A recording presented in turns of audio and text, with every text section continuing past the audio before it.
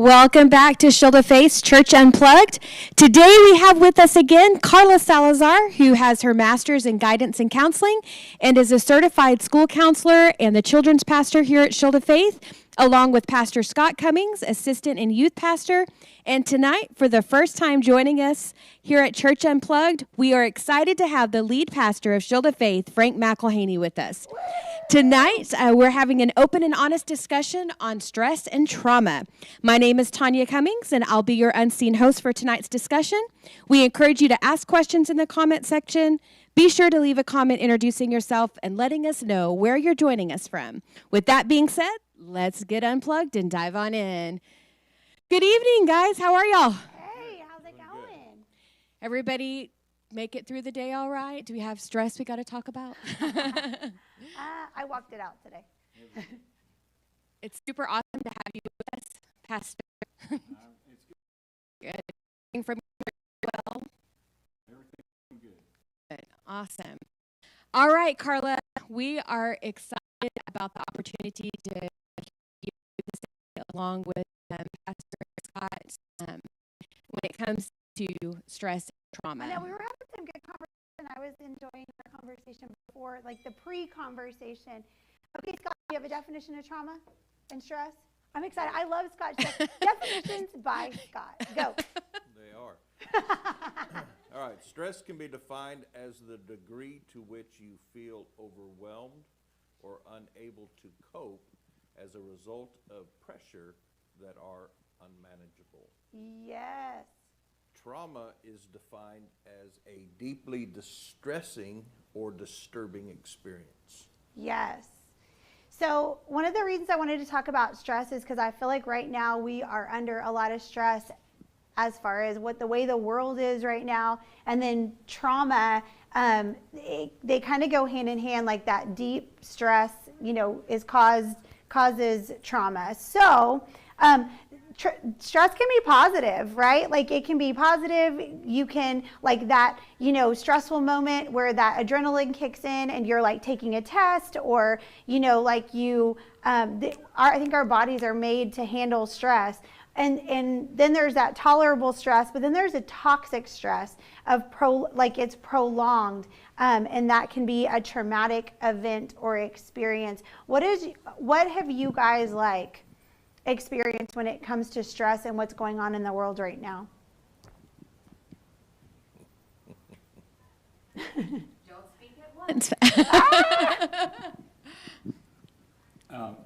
Well, there's definitely a lot of stress going on because of it's still continuing even beyond the election politically. Yeah. There's still a lot of stress going on racially. Yeah. And of course, there's the continuing stress over dealing with COVID-19. Yeah. And all of the development that's keep happening with that. So people have, that's actually caused financial stress, it's caused medical stress, family stress. So it's just kind of multiplied stress beyond, I guess, what you'd call acceptable means. Because so many people are, it's been so different for so long that people are struggling to keep up with what's happening. No, yeah. Well, and I feel like everybody is at a heightened state right now. Like there's this thing where everybody is a lot quicker to go to their fight, flight, or freeze. You know what I'm saying? Like where, people answer back quickly or, freeze, and you see people withdraw, or you see people that are like me, peace out, I'm leaving this conversation, so I feel like that people are there more often. Are you guys finding the same? Are you feeling like people are in a different place in how they're responding to things? Well, people are just at a place where they've had enough. Yeah. And they would like some, I think it's, stress to me was always a motivator for many, many years. It was just a motivator. I thrived on stress. And, but it gets to a point to where you've had enough. You need a break, you need some relief. And I think that's where we are with a lot of people especially in our country today, is they just need some relief. Okay. So like we talk about the brain and we talk about that, like I talk about the brain all the time. This is my job, right? So that prefrontal cortex, right? That front part of your brain is a part that helps you to reason and make reasoning decisions.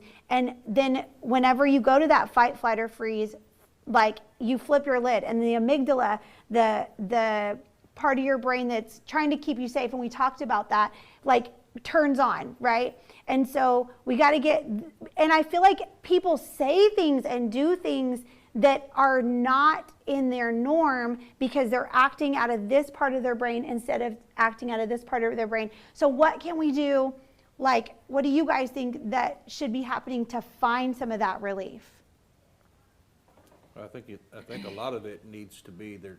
There really just needs to be some open discussions on things, and to where you can't go in with preconceived notions on what things should be the way you want it to be.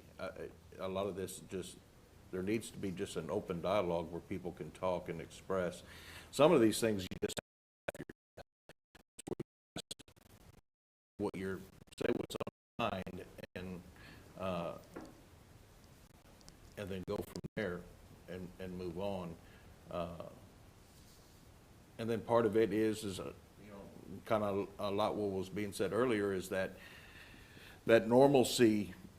I think so many of us just want that normalcy, and we're missing that normal life as we knew it before, and this with everything that is going on today in our society has just caused that to be just torn, and we got to get to a point where we return to some sort of normalcy to where people feel like they're people again. Well, I think one thing that's important is I've had a lot of people call me and say, "What's really going on?" Yeah. And people need to know what's really going on. And that's one of the most stressful things about this is people don't know who's telling the truth. Yes. And I think that, the social media and the internet, everybody is always looking online and finding all kinds of stuff. And I'm just amazed at some of the concoctions of ideas that people come up with. And I think that's not a mitigating factor. I think that's causing more stress because it gets out there further than you think. And people, I just am a person that I kind of like to know the truth. It's, like if I was on an airplane and the airplane's going to crash, I'd like the guy to get on the deal and say, look, Go down. this airplane is going to crash. Not tell me we have a problem and we're working with it. You know what I mean? You're going to die soon, so get right with Jesus. I'm just saying. So I like to know the truth. And that's one of the things that people seem to need that would alleviate stress is somebody that really could say, this is what's going on. Yeah. And then people could deal with it. But if you're always trying to deal with some nuance different, then it just keeps that stress going and going beyond where it's healthy. No, that's true. So what do you, like, I know for me, my job every day, and I know everybody's job, and this is the thing about being a helper profession. Like me as a school counselor, I'm a helper profession. Teachers are helper profession. Pastors over here are helper professions. Nurses, doctors, anybody that's serving someone is in the helper profession. And right now, I feel like we're in this state where we're having to maintain our composure to be there for other people. And it's so important that we take care of ourselves. What do you guys think about that? Ultimately, you have to take care of yourself before you can take care of anybody else. Yeah. How do you feel like Jesus took care of himself before he took care of anybody else? Because he's like the man, right? Like, I feel like Jesus is the man. Like, and that's all he did was serve. Like, how did Jesus keep from having, I want to talk about trauma and listening to other people's trauma, right? And then secondary trauma is hearing dealing with your own trauma and stress, and then listening to someone else's is secondary trauma. but then having compassion fatigue, like being like, oh my gosh, I'm done. Like, how did Jesus like deal? Well, I want to be like Jesus when I grow up, y'all. Well, one of the things, Scott talked about it earlier, and he didn't elaborate on it a lot. But what people need to realize about Jesus is he had a very intimate relationship with his Father. Yes. So if you read about Jesus and you're interested to know about Jesus, you're going to find that before all of these events, Jesus sometimes spent all night talking to his Father. So he had an outlet and input that a lot of people don't seek. And I think that's important for us to realize. We need somebody to talk to. Yes. And we need somebody that talks back to us. Yeah. So, and a lot of times people, when they talk about prayer, they don't realize that God can talk back to you. So it seems like a one-sided conversation. So we need people that we can talk to and that will talk back to us. Not just blather and blather and blather, but get back to the helper part to where we can say, I understand you're having this issue. You might not face it at all, but I can understand it's really bothering you. And either continue to talk about it or find some, help for them that they can utilize in their life. So realizing that you say you want to be like Jesus. Well, one of the things that Jesus did that's important, and I want to reiterate this. I'm listening because I do. I want to be like Jesus. I want to reiterate this. Prayer, Bible study is not the solution for a problem. It is preparation for the battle. Yes, that's so good. So yes. So if you're going to, I don't really tell people what if somebody comes to me with a problem, a serious problem, I don't tell them you need to read your Bible and pray. Right. Because they don't need somebody to tell them that. They need somebody to tell them how can you help me? Right. What can help me? And that's where we need to live. Right. Yeah. And then we are the ones that we pray, we read our Bible, we study, and then That's the training. that's the training. Be ready to help people and to I always put things into military terms because that's what I knew. You trained. I mean, you train and train and train. Sometimes you even ask yourself, why am I doing this same training over and over again? Yes. But when the fight or the battle comes, you're ready. And that's what you prepare for. And this goes back to your flip your top in the fight, flight, or freeze. Yeah. Flip your top. Yes. This training part, and this is one of the things that churches need to be more about, is training people, not trying to help them escape where they're living. Yes. But train them how to live victoriously in the life that we face. And historically, Yes. Christians have faced persecution, they've faced a lot of things, but they faced it victoriously. And that's what the training needs to be, is not necessarily how to deal with a specific issue, but if this happens, this is how you respond. And then you go to that over and over again, and just like training. Once the training supersedes that fight, flight, or freeze, then you can make a choice of what you want to do. Yeah. Carla, just in looking at when it comes to stress, so it's really easy to say, okay, I'm stressed out and tomorrow will be better and all that good stuff. But how do you actually what are some tools to get from stress being bad and being overwhelming to being able to use that stress to propel you to a new level, to be a positive thing in your life, or to maybe overcome it completely? Well, definitely practicing self-care. And self-care is this buzzword right now. And self-care is not bubble baths. I think that's the thing is that people think that self-care is massages and bubble baths. And those are good, but really and truly caring for yourself helps you to manage stress more appropriately. And it's not the fun stuff, guys. It's the, making sure you're eating right, making sure you're drinking water, making sure you're exercising, making sure you're getting enough sleep, getting yourself in that position to do those things. and it kind of being, not kind of, but I mean, when your body is in good condition, you're more able to handle the stress, like physically, right? But then also like knowing, like being aware. I think that one of the things I didn't realize the other day, I was working out, and on a Friday night, right, because I'm taking care, like this is the way that I'm taking care of myself right now, is I make sure I work out for an hour. And I'd say big emotions, big muscles. And Friday was rough, y'all. Not this, maybe it was last Friday. And I'm like done with my hour workout, and Rick comes in and he goes, big emotions, big muscle. I said, I feel so much better.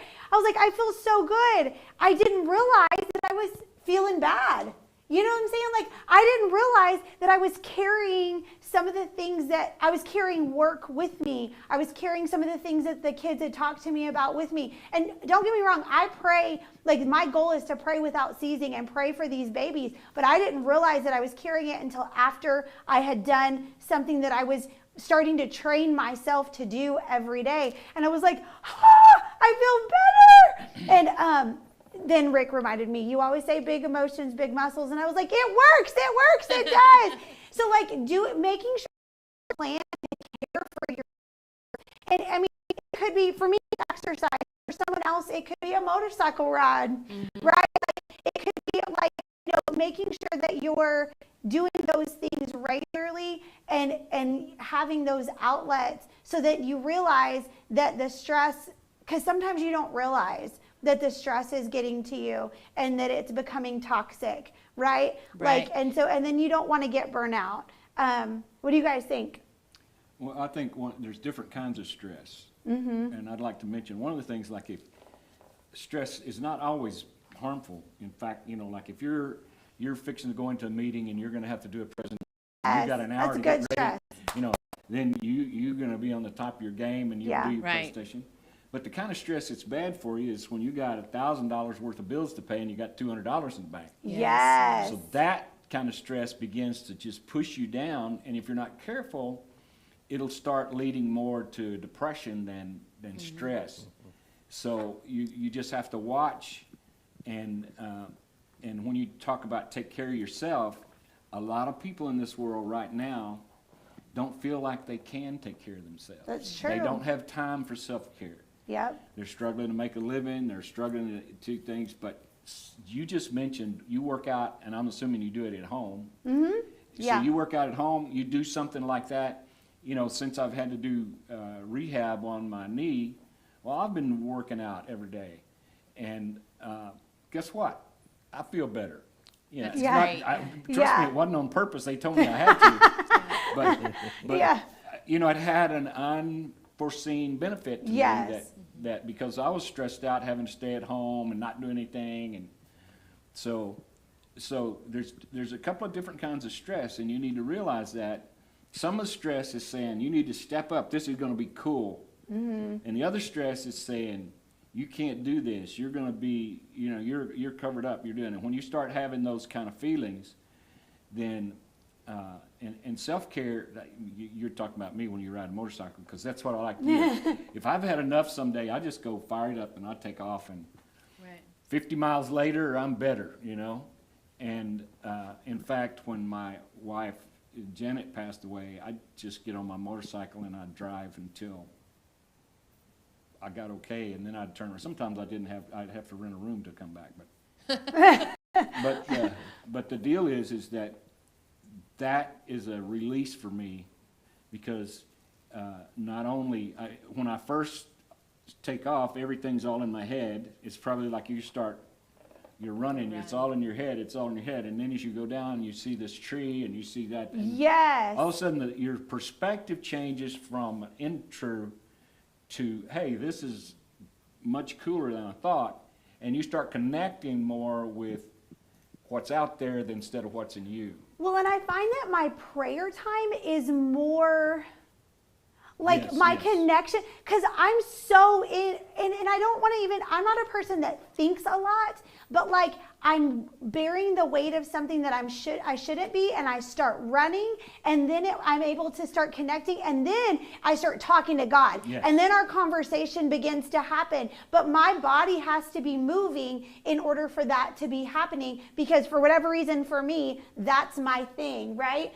Like, and so yes, I totally agree. One of the things too that is finding your people and loving them hard, like finding your people and getting and being with those people, whatever capacity that might be, whether it's Zoom or whether it's, outside 6 feet apart, or whether, y'all are comfortable to be together. I think that people are like not knowing where people's comfort zones are, and that's causing so much that's stress. causing more stress, And it's okay. I feel like it's okay. But we need to do those things and ask those hard questions, because I think it alleviates some stress, finding out the truth as to what people are feeling and thinking. Because I know we were talking about the truth, and that's true. That does relieve stress. So when we ask and talk about it, that does help. Well, I'll throw a twist into Dun, dun, dun. both y'all's. My favorite thing to do, and I say this quite often, is to do nothing. I love it. And really that, I would say, is one of my ways of de-stressing from things. And when I mean, and Tanya will say it quite often, she goes, I don't know how you just turn everything off. Like a guy thing. I think it is true that you can literally not think of anything. Yeah, and I have to. I have to get, it's those, and I wish I could do it more than what I get to. Because Tanya talks a lot. Yes. But doing your puzzles is a part of that, I think. It is relaxing. It is relaxing in those moments, but it's that it's literally really just getting to the point where I don't want to do anything. And I mean, I don't want to worry about what bill, I don't want to worry about what next thing I have to do or what. Yeah. I like just to sit and not have to think about any of those things. And for me, that's one of the things that I helps myself to where it doesn't mean that I don't think about things that are going on. I free my mind of everything that is going on, and I just take a moment just to chill. It's even when I get home from work, get home is generally, there's several other things you got to do once you get home, to where I look forward to that moment in time where I get to just stop. And even I remember early on in our marriage and stuff, I'd get home from work, and then I get home, and then Tanya's been with the kids all day, and Tanya wants to pass the kids off as soon as I walk in the door. And there was a moment where we had to talk, and I had to go, I need at least 30 minutes to where I come home. That's Rick. I come home and I can stop from what I've been doing, and trust me, I understood what she was doing, and I know what she needed that same thing. But you have to have that. You have to have that moment and that time where you kind of stop. And for me, that's one of my best. And even in ministry wise, there is times that I just have to stop so that I can clear my head, my thoughts, and actually open myself up to hear from God in those times. So. Yeah, I think it's important for people to find something that they like to do. Yeah. And you may not get to take a vacation, or you may not get to do, but at least you can do it more than once. Hopefully you can do it more than once a week, to where you have that, whatever it is that you like to do. I'll be honest with you, this is not a Sonic commercial, but I like a Sonic drink. Okay? Yes. So I can be You're not sitting- sponsored by Sonic. We're not sponsored by Sonic, but I like a Sonic drink. You can say, well, those cost more than you can get one for 20. So what?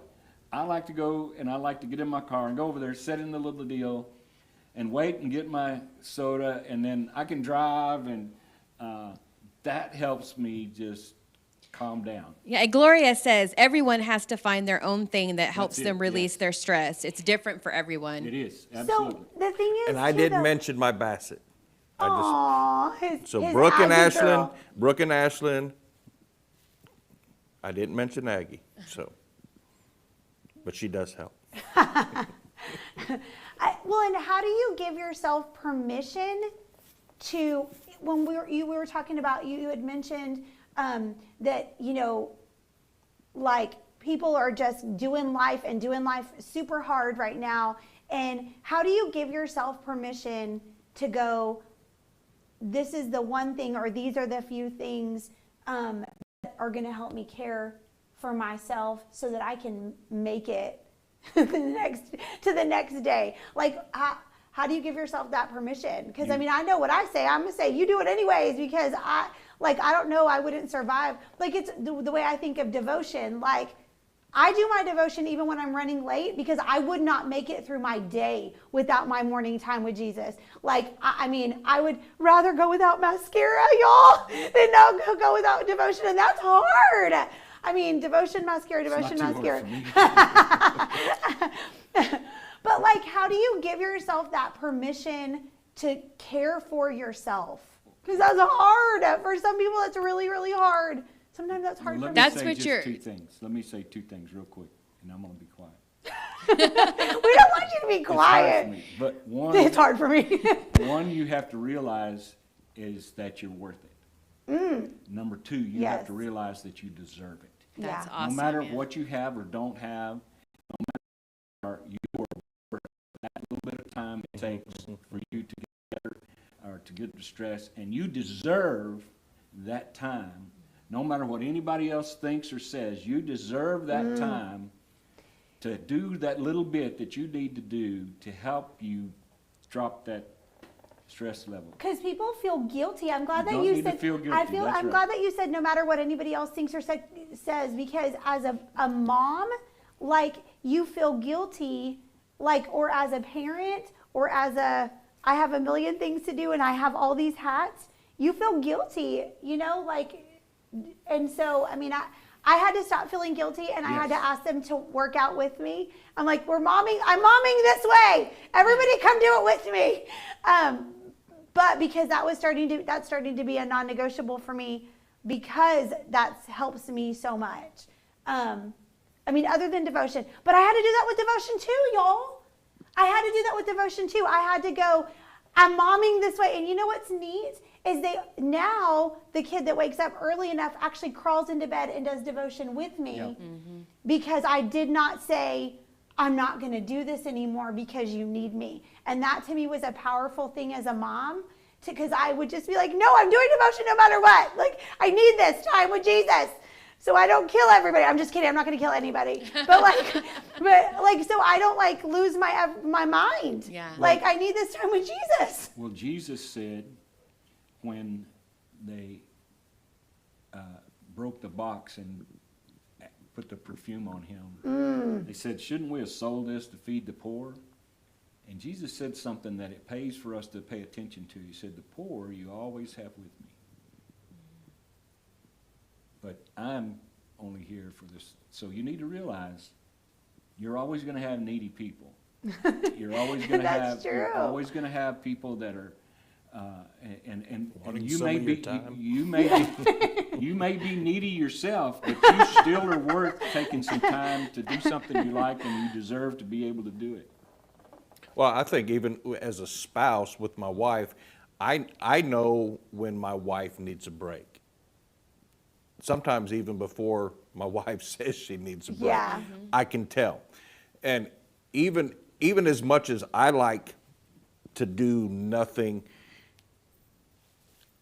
when she's ready and she needs it, whatever it is that she needs to do, I have to let her do that. Because it is just as important for her as it is just for me as well. And sometimes I do my time when she's doing her time. It'll kind of work out that way. Could I say one more thing about what's happened during COVID? You can say whatever you want. Listen, you're I'm like, you're the boss, man. You're the boss. You're talking about stress and those kind of things in family, and we didn't really talk about family stress. Yes. We should have talked more about that, and maybe we'll do it at a different episode. But one of the things that I found out with a lot of feedback that I've got with people, I've had husbands and wives tell me, we thought this was going to be bad, but we found out we had to spend time together. We fell in love all over again. Yeah. Right. Yep. Right. So it's actually made a lot of families stronger instead of what I was afraid would happen initially, that things would just explode. But it's actually had, in some families, it's had more of a positive effect, spending more time and talking more and sharing more and experiencing a common threat together. So Yes. I just think that, there's so much you can say about stress, but one of the things about, and we talked right before about pastors and what do we do. And one of the things I want to say about pastors that it's imperative that you find some time to get away. If your church won't pay for it, then save the money and go yourself. But you need to find 2 or 3 weeks a year where you can go, you can be away from all of the stuff that is always clamoring for your attention, and it has nothing to do, we love our people and we love our church, but we just need some time to enjoy, just like going, like Scott says, turn off a little bit, And so it's important for pastors to realize that you too are worth a rest, and you too deserve a rest. So I want to just encourage you to do that. Gail Brooks says that everyone needs to refill so that they can be there for others. That's true. And I was thinking about this binder at school that I actually prepare it before school starts, that has all of the students in it, that I print off all of the sheets. And it is our emergency binder, basically. And it's really important for my job to have that binder ready.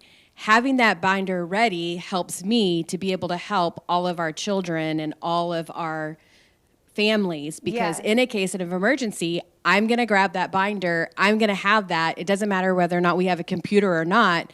We're going to have phone numbers to be able to contact families. And it's important because it's a pain. Like, you're literally printing out all these sheets, sorting them, and it's crazy. But thinking about just that, I know it sounds crazy, but self-care, even in that, like, that's a part of what makes Yes. my job be, like, the importance of my job, that then helps me taking the time out to do that, Yeah. helps the kids in a way that, we never have to deal with that, but it is definitely important. And, even the airplane, whenever they say, grab your mask first so that you can help. And I always Yes. was so offended by that. I thought, oh my goodness. But it's so true that for us to be able to really sew in to those that are around us, we have to make sure that we're grabbing our masks and, preparing for what we need to do to be able to help those that are around us. And Well, addressing what Gail said, that, we all need to be refilled, but it's also so important for us to also be emptied. yes, absolutely.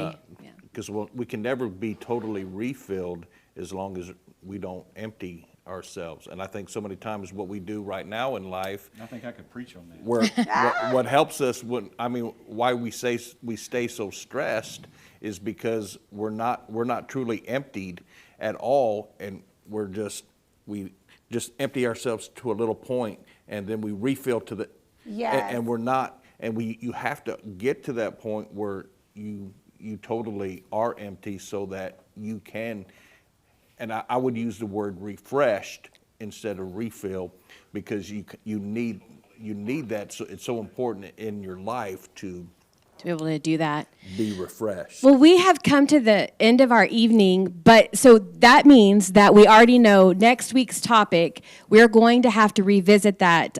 Carla, if you would be able to join us so that we can finish up on stress and also go ahead and talk about trauma, because I do know that you have a lot to be able to share with us in regard to that. Would you be able to do that Yeah, next week? definitely. Okay. Yeah. So we're going to go ahead and close on out. Thank you for joining us this evening for Church Unplugged. We encourage you to stay connected with us and follow our Facebook and Instagram pages for future information.